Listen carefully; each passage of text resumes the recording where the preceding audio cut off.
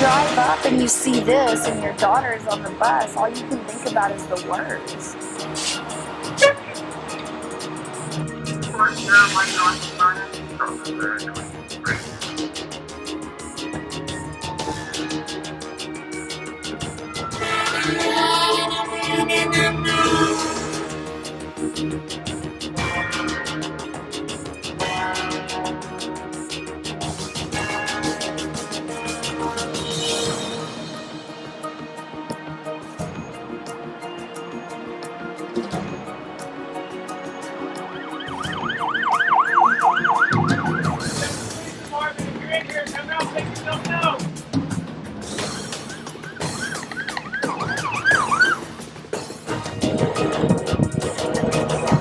They're everywhere. I've already pushed a whole bunch of them out back here, hoping that they'll stick behind the house.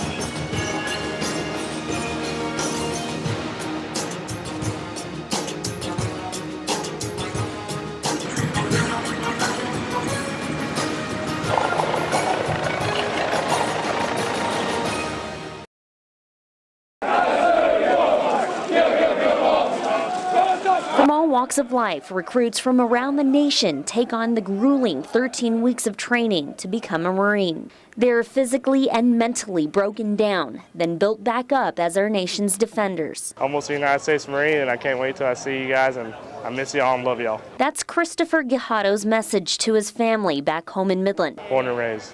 Despite the countless challenges he faces, it's being away from home that's the hardest. Ready to go back home to good old West Texas, that's for sure. Meanwhile,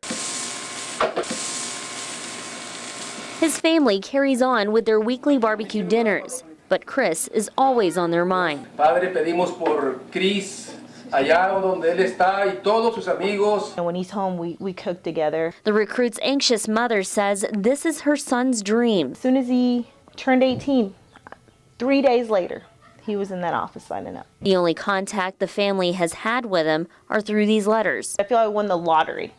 I just got a letter from my son. I've written letters to my family, and actually the other day was able to call my family for travel arrangements. But before their long-awaited reunion, Chris is required to take the final test. Let's go, run, now, run. The Crucible is a 3-day test of fortitude. Recruits take to the mountains of Camp Pendleton. The Crucible, it's tough, but I know it's going to be worth it. They are pushed to the point of exhaustion with little sleep or food, carrying nearly 40 pounds in combat gear. Finally, a 12-mile hike up the steep side of a mountain called the Reaper. On the way down, they can barely stay on their feet. But they carry on, knowing they're just moments away from the words they've been longing to hear. Congratulations, Marine. Because right now, every single one of you are part of the most feared fighting organization on this planet. And that title was earned. They receive the Eagle Globe and Anchor, which marks the end of their journey. The instructors that have led them through training and through the Crucible are now conferring on them the title Marine. Probably the most difficult and important thing that's ever happened to these young men in their lives. So your loved ones are going to notice a change. They're going to notice a change in the way you walk and the way you talk.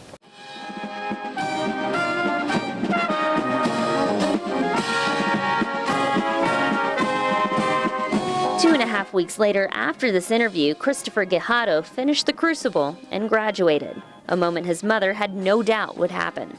I'm talking about commitment, I'm talking about drive. That's the type of human that I raised. The history and their tradition and their culture just motivates me, and I want to be part of that too. Now the Marine begins a new life with a family bound by a legacy of the few and the proud.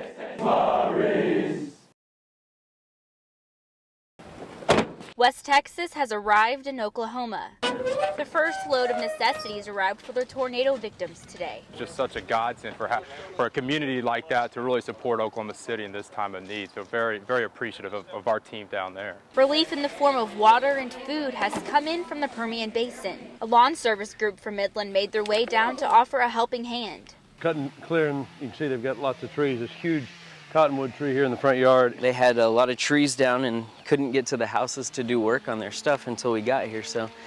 They just showed up and started working out of Midland.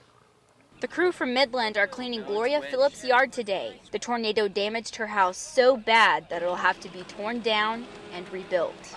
We gotta have our lives and we have our family and we are blessed. A former Texan herself, Phillips says it was fate for them to end up in her yard. It was kind of a kinship. It's a small world. As relief from West Texas continues to arrive in Oklahoma, the residents just have one thing to say. Thank you. I mean, unbelievable. It's a thank you from the bottom of our hearts. In Oklahoma, I'm Tatum Gwynn, CBS 7 News. This is what Memorial Weekend looks like in Moore, Oklahoma. Pride in the midst of tragedy. Serving is nothing new for this group of war heroes. In fact, they've given up a weekend meant to honor them, to serve the people of Oklahoma. So I couldn't think of a better way to remember my fallen friends and to serve the people of Moore that really are in need right now. The group spent today going down the street, stopping to help wherever they could. And there's a wall right there, so there's nothing here. We met with the owner, offered our services, and she let us know that one of her sons had passed away during the storm. All we were trying to do was just find stuff from her son. Now leveled homes were as far as the eye could see in this neighborhood.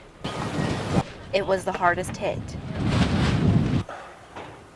This is worse than any combat zone. It seriously is. I mean, this is terrible. I don't know, I'm pretty tough, you know, don't really do emotion very well, but, you know, it kind of turns a concrete heart to mud. This is just one of many more Memorial Weekends to come for Captain Anthus, but it's one he won't forget anytime soon. It's not just the veterans that we found that have dedicated their Memorial Weekend to the victims here in Moore, Oklahoma. There are people from literally all over the world coming to offer a helping hand and help the people get back on their feet. For now, reporting in Moore, Oklahoma, I'm Tatum Gwynn, CBS 7 News. The first time Reagan Webb drove a dragster, she was half the legal driving age. I was 8 and my dad started my sister out. I got interested in it and wanted to try it. I wanted something I could do with the girls that wasn't cheerleading or something like that, and I knew this sport. Now 10 years later, at 18 years old, she has reached a high level in the drag racing community. Now she's running 176 miles an hour in a quarter mile. And this class, Top Sportsman, it's the elite door car class for non-professionals. And she's the only girl in Division 4. Not a lot like to get in door cars. All girls like to go to dragsters because they're so much safer and they're much easier to drive, when this is pretty sketchy. They are sporadic and erratic, and they're not easy to drive. So far, everyone has always been able to breathe easy on the track. Reagan has never had an accident. In that 1,320 feet, there's 1,320 things that could go wrong. We've had a few incidences, but she was able to get the car back under control and finish the pass. The feel of it stopping is what makes everything feel better. But ironically enough, her track record on the public road is much more treacherous. Exactly 3 weeks ago today, a drunk driver smashed into Reagan's truck, causing her to roll over twice. When he hit me, all I could do was just close my eyes because I didn't want to see any of it happen. Of course, anytime a child gets into a car, it's tough on a parent. Imagine your baby girl driving at over 150 miles an hour, and you can understand Larry's nerves. That is a very hard thing, is to see your little girl go away from you at 176 miles an hour. When the parachute comes out, everything's okay. It's very awesome. She's my hero.